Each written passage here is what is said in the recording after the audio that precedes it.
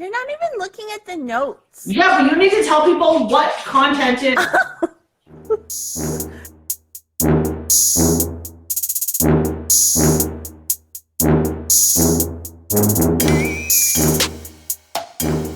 Welcome to Marketing Geek. I'm Ameet, and I am the owner of Ameet Khabra Marketing Inc., which is an online advertising agency that specializes in pay-per-click advertising. This is my co-host. I'm Beverley Theresa. I'm a social media consultant, and today we're going to be talking about content curation and creation. Wow! Such good times ahead of us. Such good times ahead of us. So what is content curation? Content curation is using other people's content, gathering it together and publishing it on your own social media channels. Creation means creating content from scratch on your own. Perfect. And why is it so important? Content is so important. So according to HubSpot, they did a study. Content marketing brings in 3 times as many leads as traditional marketing and costs 62% less than traditional marketing. They also said small to medium businesses that use content marketing get 126% more leads than those that don't. Which is like kind of mind-blowing because it's like, I create content, like blog and video stuff, but then like, so does that mean I'm actually getting 126% more leads than competitors? Also said 61% of online purchases are the direct result of a customer reading a blog. So things to note while we go through this live is I'm not always referring to blog posts when I talk about content because content can mean a lot of things. But this is HubSpot's study on just like the content on blog posts. And then they also said companies that publish 16 or more blog posts per month get 3.5 times more traffic than those that post 4 or fewer posts per month, which is me. Oh. Yeah, but if it's only a 3.5% discrepancy, and really is it worth doing 16 blog posts? 3.5 times. Oh, okay, so we're going to be writing a lot more. So before you get started on the content curation and creation part, one of the first steps, and obviously you should already have this first step in place if you have a business, is figuring out who your ideal client or your target audience is going to be. And also what percentage you want to be curated and what percentage you want to be created by you or original content. So Curate said a good start is 65% originally created content, 25% curated content, and 10% syndicated content. I like this balance and it's a good place to start. Eventually it'd be nice to get to like 75 or 80% original content. And that way you're always driving traffic to your website or you're just sharing your own content. But I like the idea of sharing like thought leader content, which we'll get into when we talk about content curation. Question, what's the difference between originally created content, curated content, and syndicated content? Originally created content is content that you would create yourself. So for example, a video, you wrote a blog post, you took some images, some photos, and things like that. Maybe you did a podcast. And then curated content is when you take someone else's content, you collect it or curate it, and then you publish it on your own social media channels. Originally curated content and curated content be essentially the same thing? Because what idea is original these days? That's true, but also putting your own spin on things, because if you're saying like no idea is original, then maybe everyone should stop creating content and just shut the fuck up and leave content creation to like a handful of 5 people. But Ameet, don't skip forward, because when we get into content creation, I talk a little bit about how you can put a spin on other people's content. Okay, well, sorry. I'm being very professional in this. My apologies, I did not mean to interrupt you. And then, so because you have a deep understanding, or you should have a deep understanding of who your target audience or target client is, an easy way to go about thinking about topics is you can segment your target audience. So maybe you are a fitness trainer and you target like classes for moms during the day, and then in the evenings for the busy working person. So you could actually push out content that's like easy things to do at home yourself, and then in the evening, quick workouts, 15-minute workouts before dinner or something. So maybe you're doing something like that. And then you can also segment topics by the industry that you're in. So maybe sharing like some thought leader articles or anything that's related to fitness, for example, like healthy food or like nutrition. And then local events, if you're a local business and your focus is on local, like share out events like the Fringe was just on or is still on, Quantic Days, and like whatever, like family friendly events or something if they align with who your target audience is. So you can have like those topics, and then you can have your target audience segments, and then kind of just put them in buckets that way if you want to organize it. It makes it a lot easier when you're thinking of what type of content to create. Okay. How do you guys like, do you guys organize your content in buckets, or like what do you guys do? So originally we just had a bunch of ideas for content that was just to Asana. So recently I actually went in and started breaking it up into little categories in themselves. Mm-hmm. So we've got obviously Google, Bing or Microsoft ads, LinkedIn, Amazon, Pinterest, Facebook, Instagram, and then general digital marketing topics. So then basically what we're going to end up doing with the blog is breaking them out that way too. And once we have too much content, fingers crossed, pretty soon, we'll just have little sections where you can go to that specific category versus looking at what the latest is. Okay, that makes sense. That's cool. Yeah. I also break down my blog into categories, but when I first started, I didn't tag things correctly or put them in category buckets correctly. So that's like on my Asana to-do list, as you will know, Ameet. I do, as we share an Asana group together.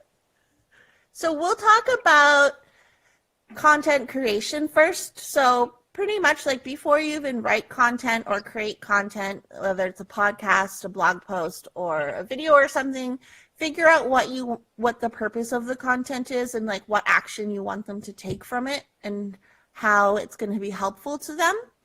And then after you have like a call to action, you kind of know, you can kind of think about like the format that you want to create, like format the type of content that you want to make. And then also think about search engine optimization purposes. Like Ameet, I know that you'll say for YouTube, it's really important for SEO and like blog posts and things like that. So you want to think about what kinds of keywords that you can use or like how you can refer to specific things in different ways. I won't really get into SEO more because it's not my jam, so. I quite enjoy it. Yeah, I like SEO, but I tend to keyword stuff, and I don't do it on purpose anymore. It's just like I repeat myself a lot in my content to drive home points. Which is totally fair, but you have to look at keyword density and make sure that you're not going over like 2.5% at this point. Yeah. So using something like Yoast would be a really great idea. Yeah, Yoast. If you have a blog, you should use the Yoast plugin and use it. On WordPress. On WordPress.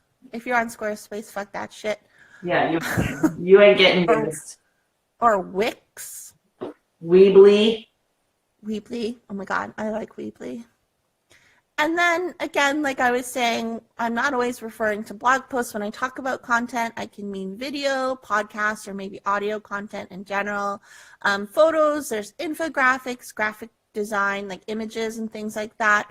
And you really want to think about how you can repurpose it later. So for me and Ameet, we repurpose Marketing Beat to share, we repurpose Marketing Beat to share on YouTube. And then I was thinking of other ways that we could repurpose it for our own feeds, like just a video of Ameet for her feed, video of me for my feed. So kind of thinking further down the line, like, okay, we spent all this time creating this content, but how are we going to reuse it?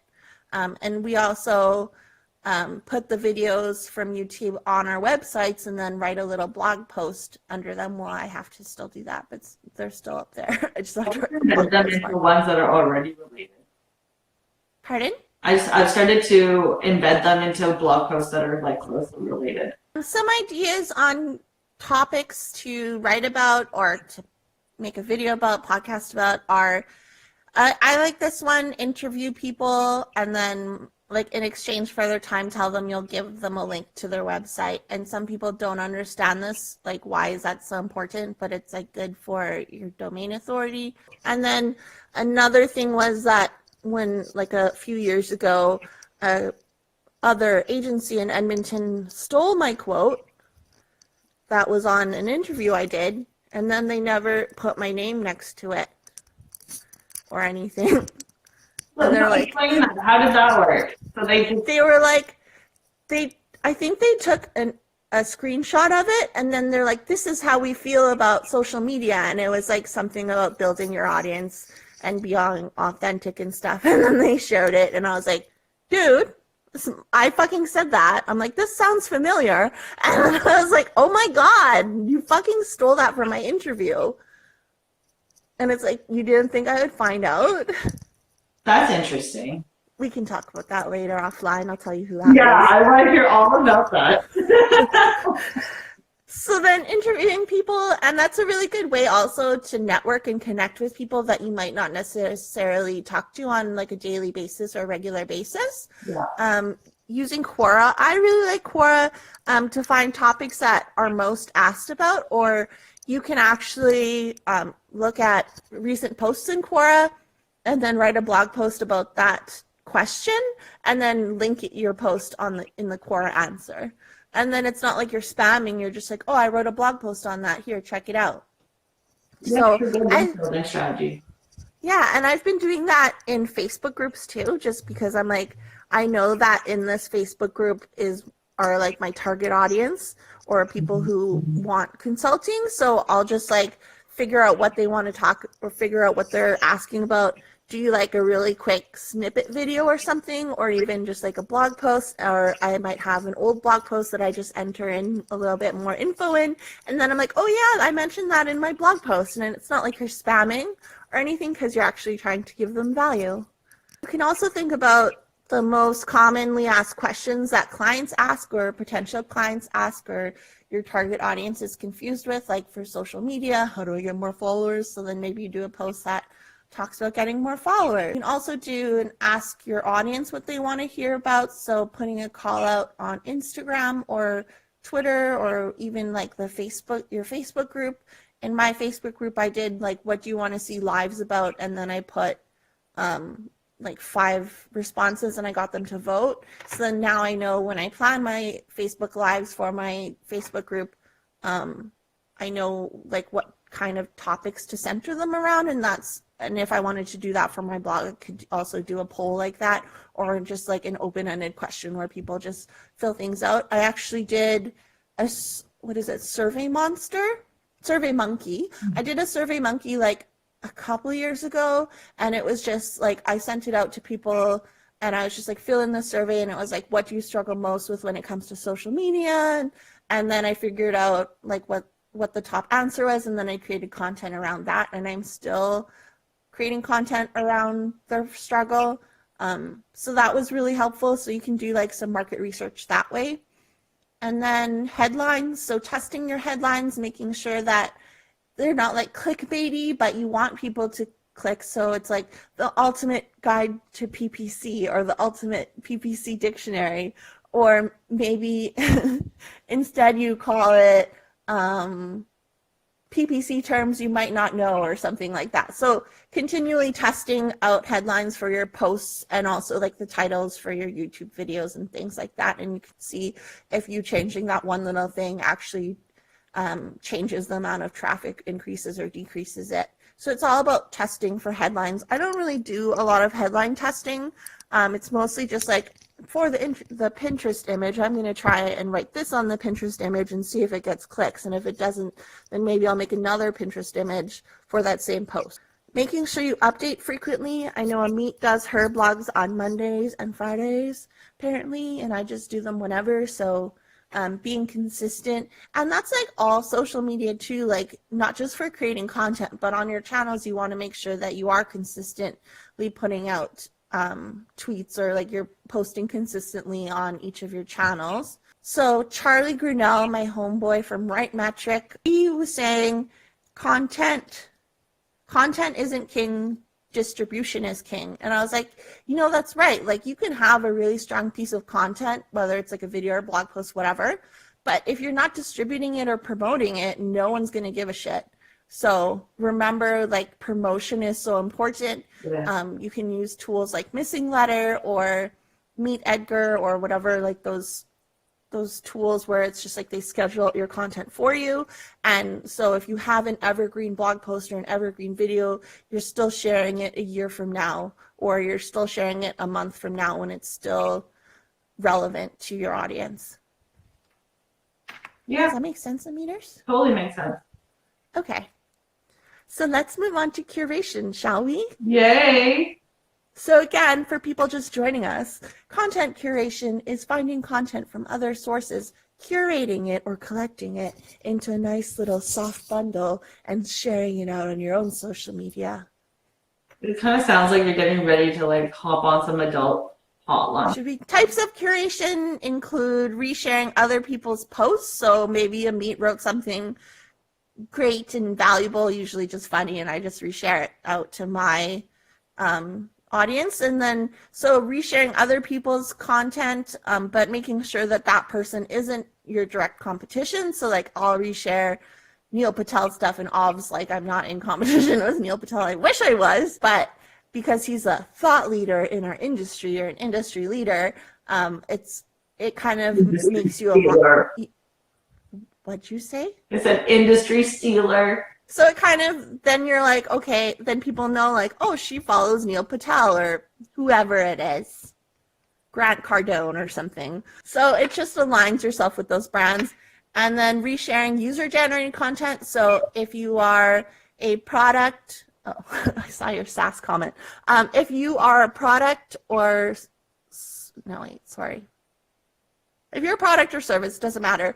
There might be content about you, like when people share stuff about me doing a speaking engagement or training, I'll reshare it on my social media, and it's called user-generated content, or UGC for short. User-generated content, and you'll see a lot of, like, for example, like those new ice cream shops that are opening, like they'll share out posts from people who visited, or they'll share out the people's stories that tag them in it. So it's a really easy way to create, like, well, not, or just share someone else's content, and then it counts as your content because you're tagged in it.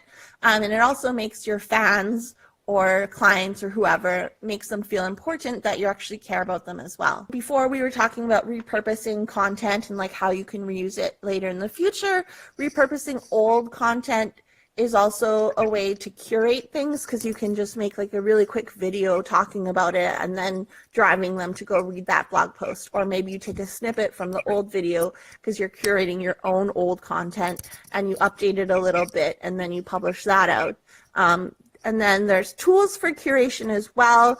There's RSS readers, so Feedly, Pocket, you can put in your like websites with blogs and an RSS feed, and then it will automatically pull them in. Like, I use Feedly for mine, so each of my clients that I do management for, I have a Feedly for, and I'll find like industry blogs or things that are related to the client, and then Feedly will just pull in like relevant posts or new posts and things like that, so then I don't have to like go on each industry blog on my own. I can just pop into Feedly, see what's new, and if there's anything worth sharing for that client.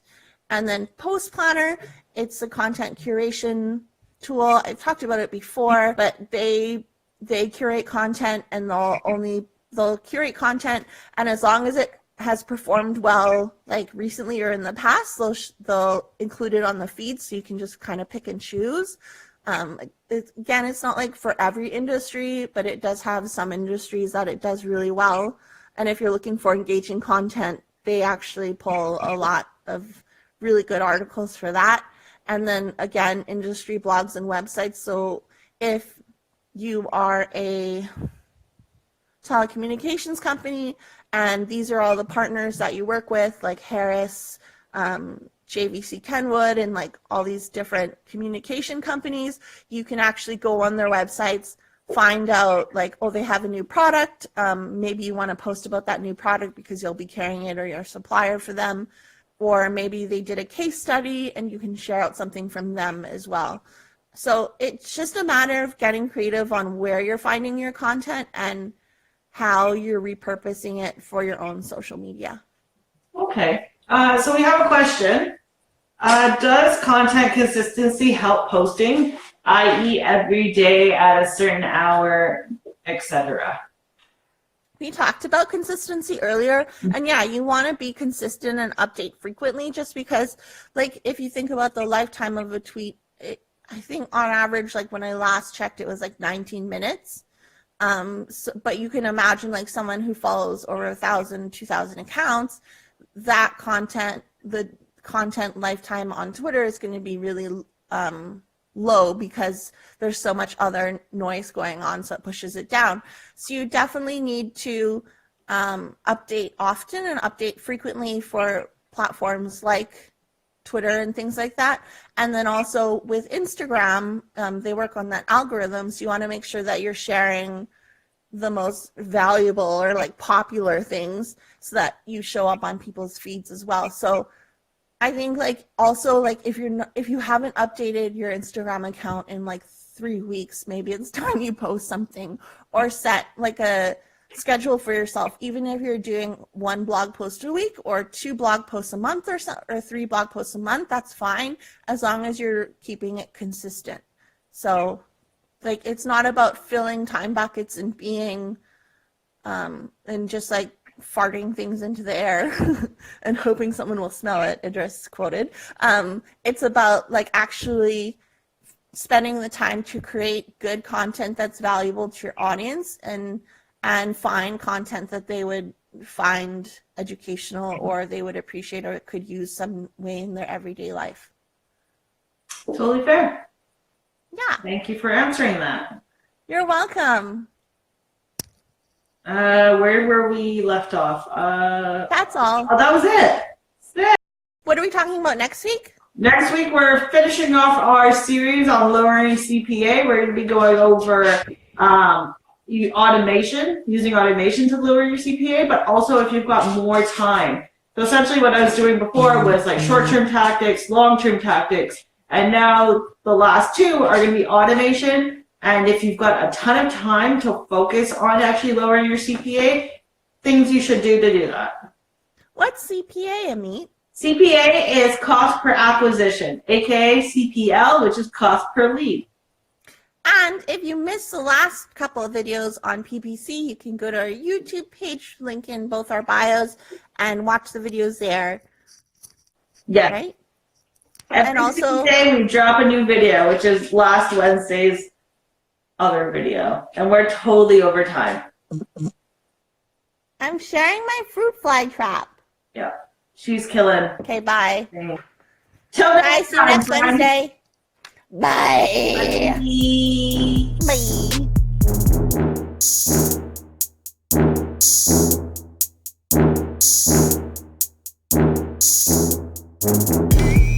Bye.